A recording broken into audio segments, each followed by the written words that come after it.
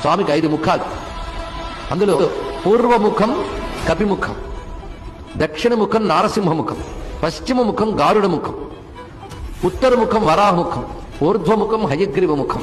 5 ముఖాలు. 5 ముఖాలతో కనిపిస్తున్నాడు ఇక్కడ. 5 ముఖాలు ఎవరివి? హనుమవి. హనుమవుడు రుద్రుడు.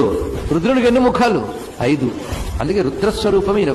ముఖ్యంగా దీనిలో తత్వం ఏమిటంటే పరమేశ్వరుడు ఒక్కడే, కానీ ఆయన ప్రపంచాన్ని నిర్వహిస్తున్నాడు. కానీ హనుమంతుడిని ఉపాసిస్తే 5 దేవతలను ఉపాసిస్తే ఫలితం. స్వామి యొక్క పంచముఖాలను ఉపాసిస్తే 5 రకాల ఫలితాలు ఇస్తున్నాడు. ఎప్పుడైతే ఆంజనేయ ముఖాన్ని ఉపాసించామో శత్రు సంహారం జరుగుతుంది. దక్షిణ ముఖం అంటే ఆ నృసింహ వదనం, అన్ని భయాలని పోగొట్టడానికి. 3వ వదనం గరుడ వదనం, అది ధ్యానిస్తే సర్వ విషములు పోగొడతాడు.